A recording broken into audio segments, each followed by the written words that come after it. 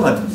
14 élèves ingénieurs à l'École nationale supérieure agronomique de Toulouse, en spécialisation systèmes et produits de l'élevage, ont choisi de s'interroger pour vous sur une question socialement vive qui est le bien-être animal en élevage porcin.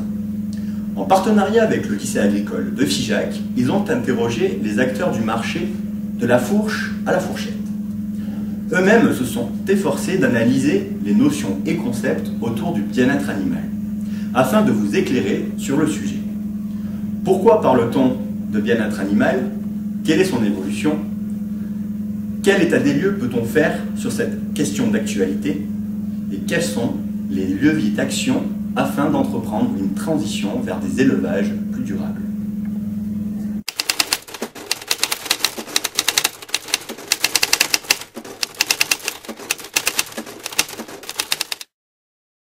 À partir du moment où on a spécialisé les productions et où on a augmenté les rendements, on s'est permis de se dire qu'on allait consommer de la viande et beaucoup de viande. Mais à l'échelle de l'humanité, la consommation de viande, c'est vraiment quelque chose qui est très récent. Et si on va même voyager dans d'autres pays un petit peu ailleurs dans le monde, si vous connaissez un peu la cuisine asiatique, dans la cuisine asiatique, la viande, c'est toujours par tout petit morceau dans un plat en sauce, alors que nous, je l'ai fait encore hier midi, on peut se faire une poêle entière d'entrecôte, quoi. Voilà.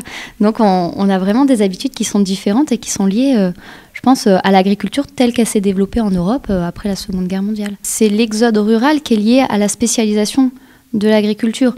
Avant, il y avait plein de paysans pour nourrir tout le monde. Maintenant, il n'y a plus que quelques agriculteurs. Et c'est vraiment les exploitations qui étaient les plus fortes et les plus dynamiques qui ont pu s'agrandir aux dépens des autres. Et ceux qui ont perdu leurs exploitations, qu'est-ce qu'ils ont fait? C'était les 30 Glorieuses, il y avait du boulot partout. Ils sont partis en ville pour trouver du boulot dans les services ou dans l'industrie. Avec ce productivisme, je pense qu'on a complètement perdu ce lien entre l'homme et l'animal, entre l'éleveur et l'animal. Et je pense que ça, c'est vraiment à réinventer. De toute façon, ça doit être un tout. Je veux dire, on va pas. L'objectif, c'est qu'avant tout, il puisse y avoir que ce soit associé, quoi. L'objectif, c'est pas de se dire on va faire du bien-être animal au détriment de l'éleveur. C'est absolument pas le but.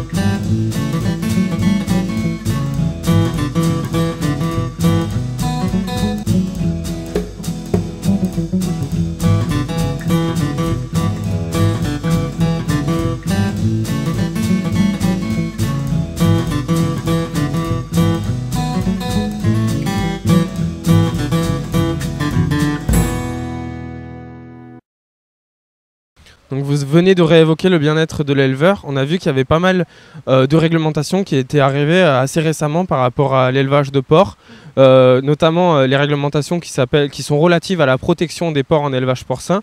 Est-ce que vous pensez que la mise aux normes et le respect de ces réglementations peuvent être en contradiction avec le bien-être de l'éleveur lui-même? Est-ce qu'on pourrait se retrouver dans des situations où respecter les conditions réglementaires pourrait être contraignante en termes de pénibilité du travail ou de temps de travail horaire pour l'éleveur? Non, je pense pas. Je pense que dans les années qui sont passées, les éleveurs ont plutôt subi ce bien-être animal et donc subi ces réglementations parce que ça s'est fait dans l'urgence de ces crises sanitaires. Et donc, ils n'ont pas forcément bien compris, quoi. Enfin, le bien-être de l'éleveur, ça passe par ses conditions de travail acceptables, par une rémunération correcte. Donc, il ne faudrait pas tendre vers des normes qui mettraient en avant l'animal aux dépens de l'être humain. Et c'est ça, moi, que je trouve des fois un peu compliqué dans la question du bien-être animal. C'est qu'on va avoir tendance à le penser au détriment de la personne qui travaille derrière. Donc, il faut avant tout quand même penser à la personne qui travaille et à l'animal. L'animal n'est ni une chose, ni un humain. Il est cet entre-deux. C'est Hugo qui parlait de nos frères d'en bas. J'aime bien cette formule. Voilà, ce sont nos frères d'en bas. Alors on peut effectivement avoir des relations affectives avec eux parce que ce sont nos frères d'en bas, mais attention à ne pas effectivement en faire nos égaux. Ce ne sont pas nos égaux. Les animaux ne sont pas doués de morale. Hein. Ils n'enterrent pas leur prochain, par exemple. Au jour d'aujourd'hui, je crois que y a beaucoup de choses qui se passent et qui se passent actuellement. Et donc, les éleveurs sont peut-être plus avertis. Et du coup, ils voient d'un autre œil cette évolution. Ils savent que, je pense qu'ils ont compris aussi que c'est nécessaire parce que la société évolue. Donc, ils sont prêts à écouter le consommateur, effectivement. Et que ce soit l'agriculture, on produisait des produits, on va dire, de moins bonne qualité il y a 20 ans, 30 ans, parce que les antibiotiques faisaient partie du quotidien. Aujourd'hui, nous, on vend 5 000 porcs par an, on n'utilise quasiment pas d'antibiotiques. Aujourd'hui, on en est capable. On utilise des produits à base de plantes. Voilà, on est capable d'évoluer aussi là-dessus, hein, sans qu'on nous force la main.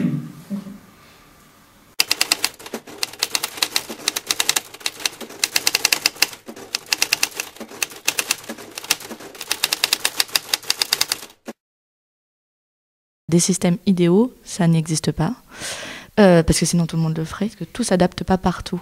Faire du porc plein air, ça ne peut pas se faire partout. Et notamment la Bretagne reste quand même un des plus gros producteurs de porc, et là-bas les sols ne sont pas du tout porteurs.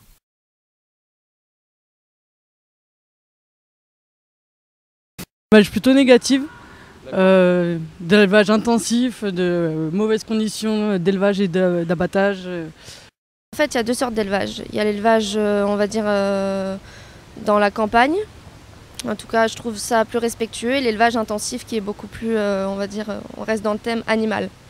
L'élevage intensif, je suis vraiment contre parce qu'on tue les animaux de façon tellement horrible. C'est inhumain en fait. Pour moi, elle est un peu, la filière porcine, elle est un peu intensive pour moi.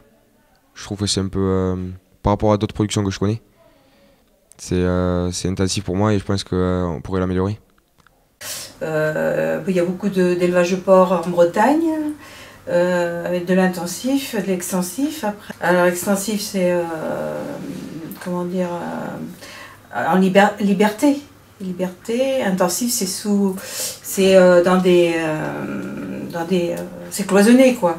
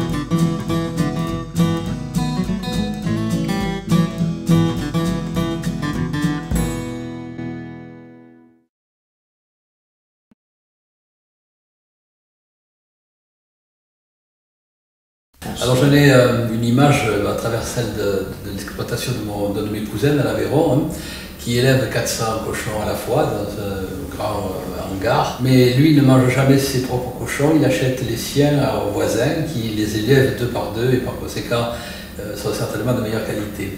Moi, c'est horrible. J'aime pas ça du tout. Alors déjà, je suis pas porc du tout et c'est vrai qu'au niveau de la détention des porcs, j'aime pas du tout. Je le vois dans ma tête et j'imagine quelque chose de, c'est un peu bizarre, mais de mal en fait. Enfin, pour moi, ils sont pas dans de très bonnes conditions, ou etc. Un grand bâtiment avec des tout petits parcs aménagés pour eux, qui voient pas beaucoup la lumière du jour, ou même l'extérieur, qui vont pas souvent à l'extérieur. Il y a différents types, je crois, d'élevage. Après, là récemment, on a vu pas mal de vidéos sur tous les animaux qui étaient maltraités. Après, je pense qu'il y en a qui sont plutôt pas mal niveau élevage. L'image qu'on en a qui est peut-être un peu fausse, c'est les porcs élevés dans des bâtiments sur de la paille, voilà, qui ne sortent pas souvent. Et puis ensuite, je sais qu'il y a des porcs qui sont élevés à l'extérieur, sous certaines contraintes bien sûr et une certaine réglementation. Et puis ensuite, je crois qu'il y a un autre style d'élevage, c'est avec pas carrément sur le sol, mais avec des caillebotis. Je cherche le mot. Toutes les mesures alternatives nécessitent plus de travail et des conditions physiques pour les éleveurs dégradées. Dans un contexte où on a la peine à recruter de la main-d'œuvre dans ces secteurs. On va dire que la priorité est de vivre de notre métier, tout simplement, et après de respecter la réglementation en vigueur qui évolue constamment. Après, en réalité, je pense pas qu'ils veulent changer.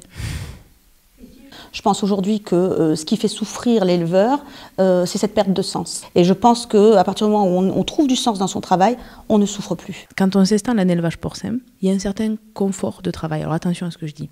Un élevage porcin, la conduite en bande, on peut l'anticiper, on peut gérer son travail, on peut anticiper les pics de travail. L'élevage porcin est assez rassurant dans le sens où il y a une conduite hors sol et où on peut anticiper le travail et il y a assez peu d'aléas. Enfin, on parle de bien-être animal, mais c'est aussi important de parler de bien-être de l'éleveur.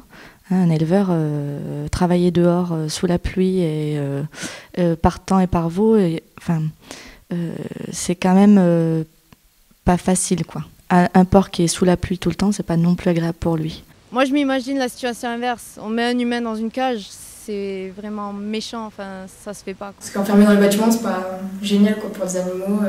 C'est comme nous, si on était tout le temps enfermés, c'est pas génial aussi. J'aimerais pas être élevé de cette manière, bien entendu.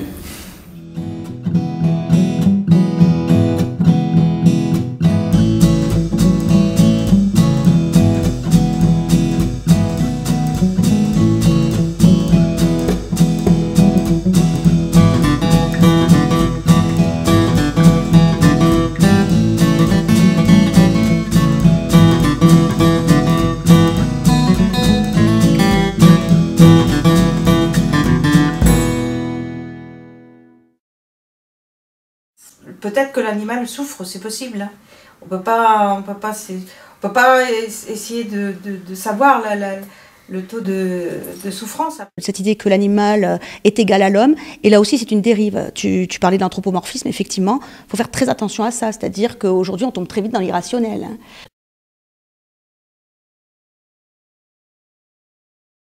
Donc la perception des sens, en fait, ça permet aux élèves de comprendre comment fonctionne l'animal, dans sa manière d'évoluer dans l'environnement, d'interagir avec ses congénères, et expliquer aux élèves en fait que l'animal ne va pas comprendre notre langage et notre manière d'agir ou les conditions dans lesquelles on va le faire vivre, mais en comprenant nous, sa manière dont il va se comporter, on va être capable d'ajuster.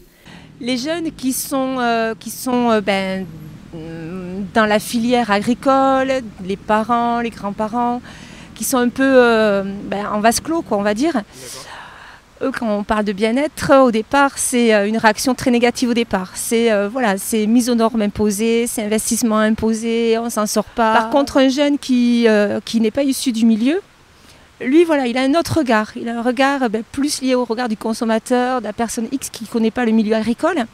Et du coup, ces personnes-là, elles n'ont pas du tout le même discours. Elles ont un discours plutôt opposé.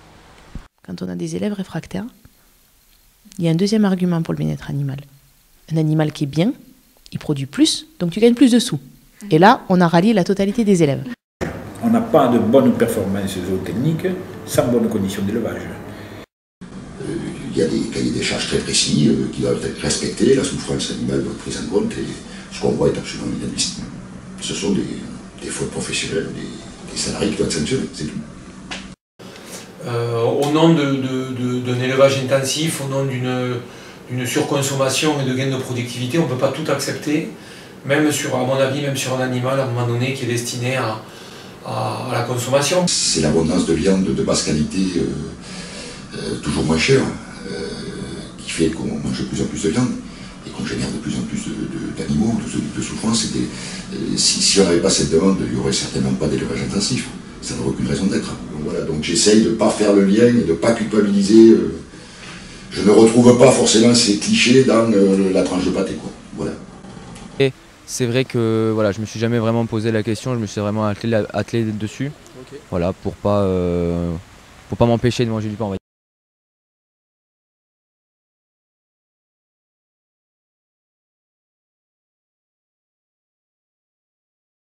Donc ce que je vais faire à présent, c'est que je vais vous montrer une photo. Et je vais vous demander de vous exprimer dessus, donc de me dire ce que vous en pensez. Bon, c'est vrai que c'est pas forcément une image très appréciable pour la viande, on va dire, pour la vente, etc. Mais d'abord bête, c'est une honte ça. Ah oui, pauvre bête.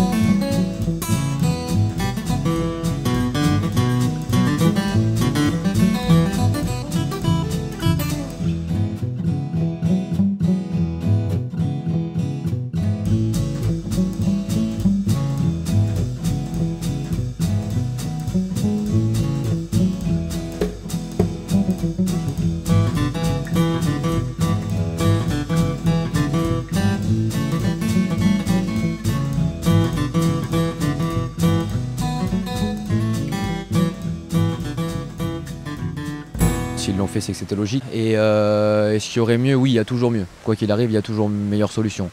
Après, est-ce que c'était la meilleure solution? Je ne sais pas. S'ils ont choisi cette solution-là, c'est que c'était pour eux la meilleure ou la plus rentable, comme j'ai dit tout à l'heure, parce que forcément, voilà. Oui. Ça, moi, je comprends les éleveurs par rapport à ça. C'est logique, effectivement, pour éviter qu'ils soient écrasés. Donc déjà, il y a d'un côté, si on ne le fait pas, des petits risques d'être écrasés, et si on le fait, la pauvre bête, elle est accrochée comme ça. Bon, entre les deux, quel est le moins pire? C'est ça la question. Le fait de mettre les truies en groupe, il y a des avantages et des inconvénients. C'est pas le bien-être, c'est pas forcément toujours que du bonheur, quoi, voilà. C'est-à-dire que bon, pas mettre des truies en groupe, il y a davantage de bagarres entre les animaux. Puisque c'est pour ça que les éleveurs, instinctivement, autrefois, avaient tendance à séparer les animaux les uns des autres, parce que les bagarres entre animaux peuvent être féroces. Entre les porcs, elles peuvent être féroces, voire violentes. Malgré tout, les dernières techniques permettent d'avoir des gestions de groupe qui limitent fortement ces bagarres. Donc ça, c'est un problème à la grande surprise des éleveurs qui a été plutôt maîtrisé.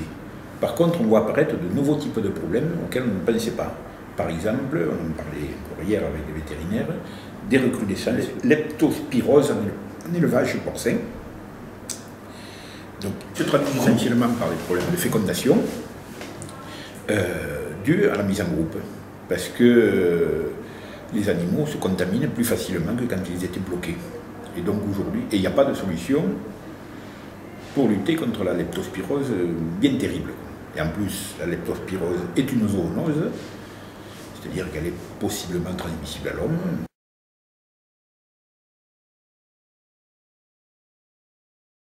Castration, je sais pas. Je sais pas du tout.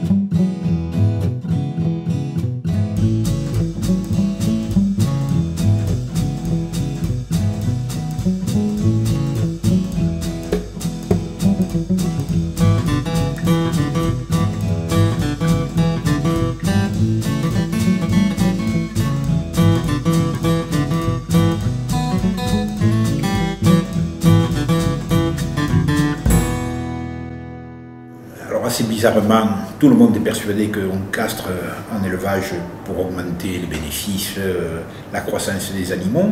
Tout au contraire, là, je disais encore tout à l'heure les moyennes entre les porcs castrés et non castrés, puisqu'il y a une grosse coopérative en Bretagne qui aujourd'hui ne castre plus.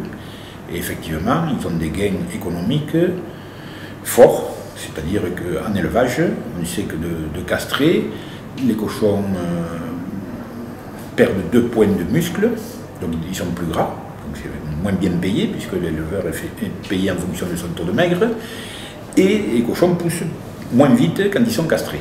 Donc pour l'éleveur, c'est une perte, au-delà en plus du travail qui est le plus désagréable à faire évidemment quand on est éleveur, c'est une perte pour l'éleveur. La seule contrainte qui fait qu'encore on castre en France, c'est le risque d'odeur perceptible auprès du consommateur. Génétique puisque le problème de la non-castration, c'est l'odeur de viande. Donc voilà, aujourd'hui il y a des abattoirs qui y travaillent, déjà que ce soit en Bretagne ou en Allemagne, ils travaillent déjà avec des mâles entiers, mais c'est pas parfait encore. Je crois qu'on pourra rester à la castration normale par anesthésie, qui garantit déjà le fait qu'on n'injecte pas de produit, qui se fait en une fois, qui est définitive, et donc après on n'a pas de doute sur la qualité de la viande à venir. Ce sera peut-être mieux pour eux de ne pas se faire castrer comme ça, mais oui, peut-être qu'ils seront un peu plus agressifs, j'imagine. Ouais. Puis même au niveau de la viande, ça va avoir un impact, je pense. J'espère qu'il existe d'autres solutions que celle-là, notamment au plan peut-être technique dans les exploitations pour avoir une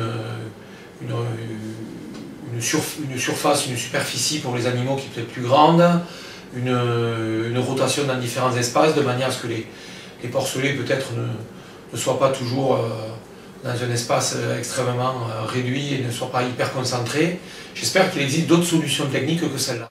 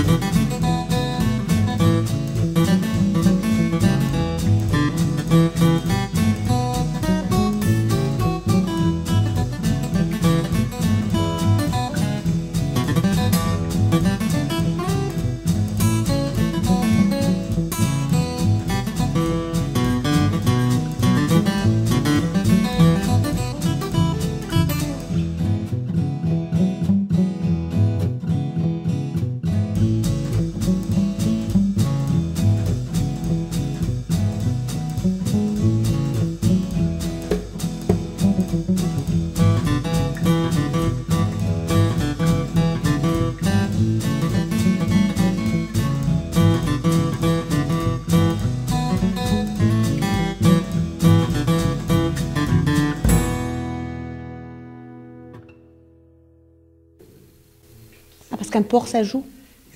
D'accord.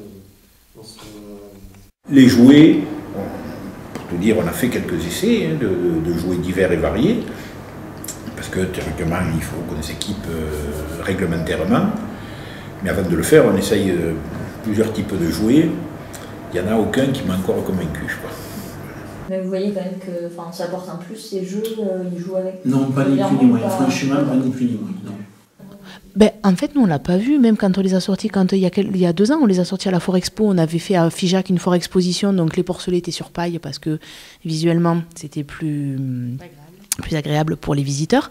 Et on avait mis des gros morceaux de tuyaux, mais bon, la section, elle fait quoi? Elle fait l'épaisseur d'1 pouce. Donc il faut quand même du gros tuyau PVC, mais des porcelets, ils n'ont pas suffisamment de dents pour le manger, et ils ne s'en sont pas désintéressés de toute la semaine. Il y a des solutions qui existent, il ne faut pas être de mauvaise foi non plus. Il faut essayer. Voilà, faut essayer. Je suis pas sûre. Il peut calculer son temps, mais je suis pas sûre vraiment que ça prenne tant de temps que ça, quoi. Donc les dents pour nous c'est plus que nécessaire, puisque je pense que n'importe qui laisserait un doigt entre les dents de lait du porcelet et comprendrait pourquoi on cherche à préserver les mamelles de la truie, tout simplement. C'est un peu hard, mais c'est pour eux, c'est pour pas qu'ils se bouffent entre eux, donc c'est mieux. Alors d'abord, non, je n'imaginais pas ça comme réglementation, j'en savais un petit bout, mais pas par exemple qu'il y avait des jouets pour elles, ou pour les cochons en général. Franchement, je pense qu'ils ont fait au mieux. En gros, ils ont essayé vraiment de prendre en compte l'animal, ses besoins et tout, mais pour moi, ce ne sera jamais assez en fait. Dans nos élevages en stage, nos réglementations à nous, elles ne sont pas appliquées. Donc, à mon avis, dans toutes les exploitations, ça ne doit pas être appliqué. Ils n'ont pas les moyens d'avoir toutes les installations requises. Ça nous a permis, en disant qu'on a profité de ce moment-là pour faire une réorganisation de l'élevage. Donc ça nous coûté effectivement quelque chose, mais voilà, on a lié la réorganisation de l'élevage en même temps. On a gagné en fonctionnalité dans notre élevage. Je trouve que sur ces domaines comme dans d'autres, la réglementation va parfois trop vite. C'est-à-dire que réglementer c'est bien quand on a évalué, étudié, mis en place des essais et des possibilités de changement. Par exemple, sur la castration, il faut prendre le temps de recherche complémentaire pour trouver des outils permettant de détecter réellement les odeurs, les quelques porcs qui ont de l'odeur. Parce que aujourd'hui, ça reste très compliqué. On n'a pas d'outils objectifs pour écarter ces malodorants. Moi, à partir du moment où on met du sens, c'est toujours approprié.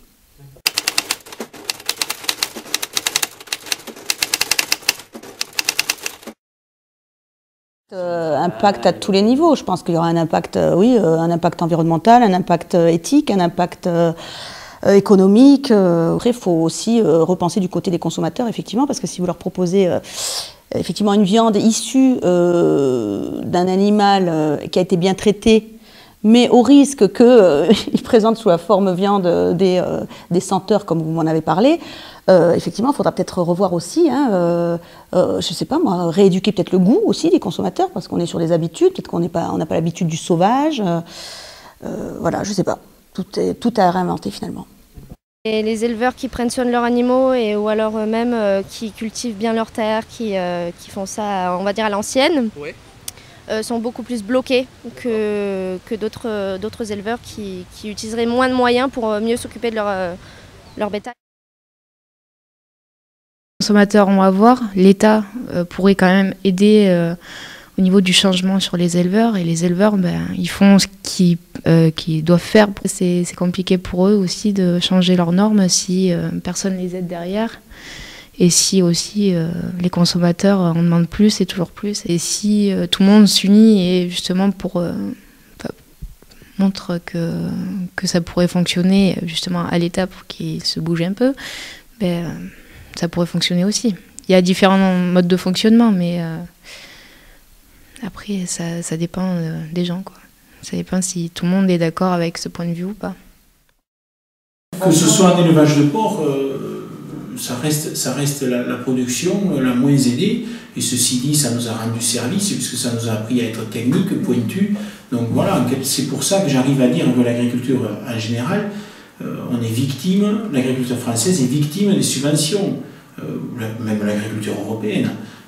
Tout le monde s'est caché derrière ça, a chassé des primes, et en fin de compte, le temps qu'on chasse ça, gagner de l'argent avec son outil de production. Hein, bon. On chasse les primes et le reste, bon. On essaiera de s'adapter. Après, il suffit qu'on nous accompagne économiquement avec le prix de vente, pas par les subventions.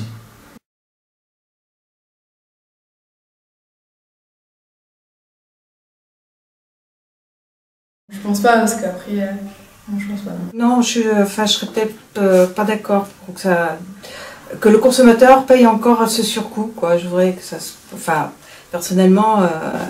Le consommateur consacre de moins en moins d'argent à la partie alimentaire dans le budget des ménages, donc non, pas du tout, non.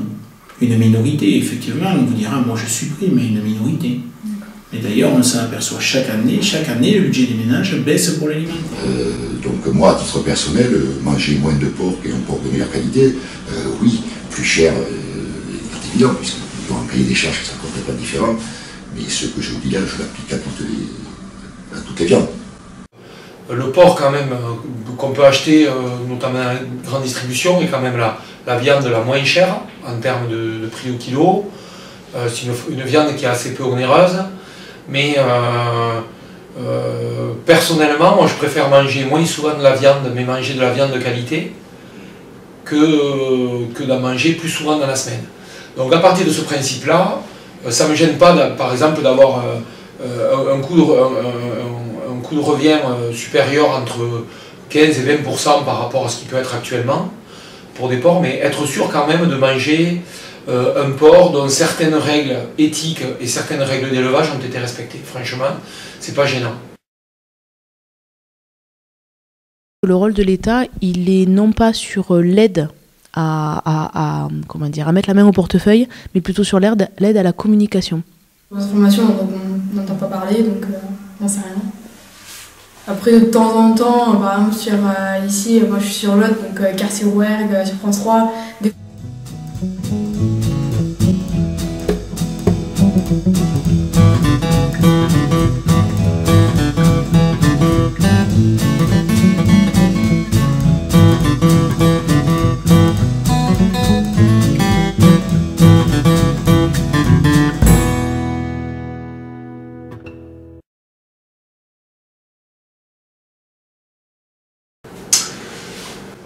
Mais en tant que consommateur, j'aimerais avoir une plus grosse transparence, notamment sur l'alimentation des animaux, chose que actuellement je n'ai pas tellement sur de la viande qui est, pour moi, de la viande de porc qui est vendue par la grande distribution notamment, ou par des grands groupes. Il me semble que je maîtrise quand même mieux ce que je mange quand je consomme du porc qui vient de petits élevages, ou dont l'origine est quand même d'un endroit que je connais un peu plus. Voilà. Je pense que des marques, il y en a beaucoup et ça devient plus ou moins lisible pour le consommateur. Ouais. C'est-à-dire que cette marque serait noyée parmi d'autres? On demande déjà à certains de nos jeunes la différence entre label, IGP, AOC, qu'est-ce que cela traduit, qu'est-ce que cela signifie, quelle est la différence entre ces signes officiels de qualité. Ils ne sont pas forcément capables de nous le dire. Donc je pense que le consommateur, je ne suis pas sûre non plus qu'il arrive à discerner. D'accord. Ouais. Si on met en avant le bien-être, est-ce que c'est du bien-être supplémentaire? Et si oui, sous quelle forme? De la surface en plus, de l'éveil, des conditions de vie différentes? Ou est-ce que c'est uniquement se tirer les oreilles de la société en disant pendant des années, vous avez consommé de la viande à un prix très bas et c'est l'éleveur qui, quelque part, a payé de sa poche la mise aux normes dont on parlait, le surcoût lié au respect du bien-être animal et que maintenant il est temps de payer. Donc je suis un petit peu partagée sur cette thématique d'un label bien-être animal pour la viande de porc, parce que ce que je crains, c'est que la société va se dire « Ah, ben j'ai 2 barquettes, j'ai 2 côtes de porc avec marqué bien-être animal, et de l'autre j'ai 2 côtes de porc normal. » Ça veut dire que celui qui n'est pas engagé à label, il n'a pas respecté le bien-être animal, donc ma viande elle va être pas bonne, donc je ne vais pas la prendre. Donc est-ce qu'on passe tout le monde à bien-être animal ou est-ce qu'on crée deux niveaux avec, à défaut de favoriser ceux qui ont le label, de pénaliser ceux qui n'en ont pas. Que part l'amélioration, elle est sur le travail au quotidien, mais elle est surtout sur l'intégration dans la société.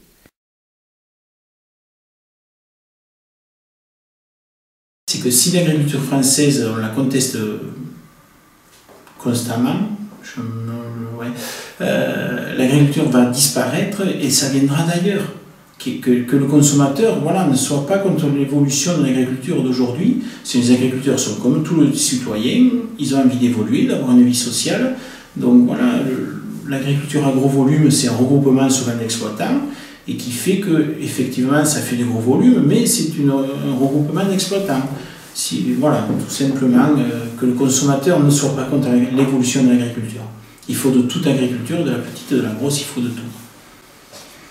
Si la réglementation évolue sans cesse et rajoute des contraintes supplémentaires, ça va rebuter plus qu'autre chose les éleveurs pour s'installer, ou au final, on va avoir des éleveurs qui vont dire non, je me bloque complètement, mais tant pis, je prends un contrôle et puis j'arrête. L'image que renvoie l'éleveur vis-à-vis de la société n'est pas forcément évidente à assumer.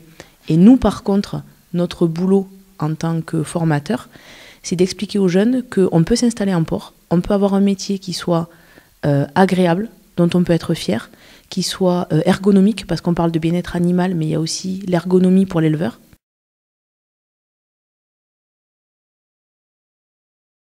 À l'image de la société, ils veulent un milieu qui soit en faveur des animaux et des éleveurs. Plus traiter les animaux comme des machines à viande et les traiter comme je sais pas moi, des partenaires de boulot. Extrêmement majoritairement, les éleveurs de porc en France, même ailleurs, sont des gens extrêmement passionnés. Passionnés, parce qu'ils aiment les animaux, malgré tout, même si la destination finale, bien sûr, c'est de les amener à l'abattoir, de les consommer. Mais on ne peut pas faire ce métier si on n'aime pas l'animal. Et le deuxième point, c'est que y a quand même quelque chose qu'on a un peu oublié, c'est on est quand même dans la lignée qui dure depuis le néolithique, même peut-être depuis le paléolithique, où la communion entre l'homme et l'animal, on a un destin commun, c'est-à-dire que l'homme ne peut pas se passer de l'animal pour vivre, et qu'il y a et depuis le néolithique, depuis qu'on a spécialisé un peu les activités, depuis le néolithique, une partie de la population s'est spécialisée pour nourrir les autres. Souvent, ça a été la partie de la population, pendant très longtemps, peut-être au siècle passé, c'était la population la plus mal considérée de la société.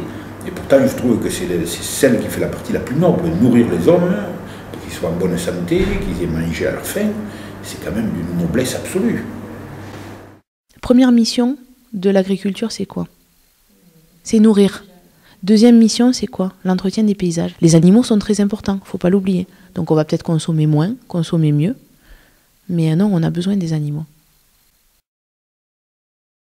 Le reportage touche à sa fin. Le bien-être animal ainsi que celui de l'éleveur sont des préoccupations de plus en plus courantes dans l'esprit de tout un chacun. De plus en plus soucieux, les consommateurs s'interrogent sur l'origine de leur alimentation. Toutefois, nous sommes bien conscients qu'un élevage idéal n'existe pas, car s'il existait, il y aurait longtemps qu'il serait appliqué. Pour amorcer le changement, l'enseignement agricole s'efforce d'apporter les outils nécessaires aux ingénieurs, techniciens et éleveurs de demain afin que l'animal ne soit plus un outil de travail, mais un partenaire pour l'éleveur afin qu'une symbiose puisse s'installer entre les deux êtres vivants. Les éleveurs s'adaptent à la demande et ils s'efforcent de transmettre les valeurs d'un métier qui s'intègre dans un système où ils sont de moins en moins nombreux, mais où la demande est de plus en plus importante. Finalement, nous sommes tous concernés par ce contexte de transition. Ne serait-il pas temps que nous travaillions tous main dans la main afin de parvenir à une harmonie entre la fourche et la fourchette ?